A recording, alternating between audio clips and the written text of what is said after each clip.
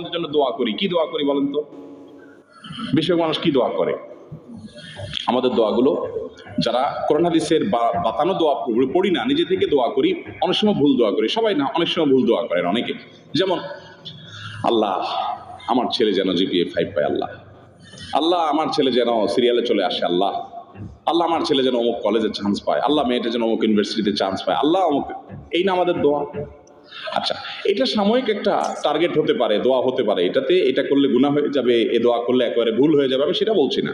কিন্তু আমি বলছি, দেখেন আল্লাহ কি দোয়া শিক্ষা দিচ্ছেন। সূরা ফুরকান আয়াত নম্বর ৭৪ আল্লাহ শিক্ষা দিচ্ছেন, রব্বানা হাব লানা মিন আজওয়াজিনা ওয়া যুররিয়াতিনা কুররাতা আয়ুন ওয়াজআলনা লিল মুত্তাকিনা ইমামা। কি দোয়া! এই দোয়ার অর্থ জানেন? সুবহানাল্লাহ, হায়রান হয়ে যাবেন এর অর্থ শুনলে। আল্লাহ সুবহানাহু ওয়া তাআলা বলছেন, তুমি দোয়া করো, ওয়াল্লাযীনা ইয়াকুলুনা রব্বানা হাব লানা মিন আজওয়াজিনা ওয়া যুররিয়াতিনা কুররাতা আয়ুন। এইটুকু শুনেন, মানে কি?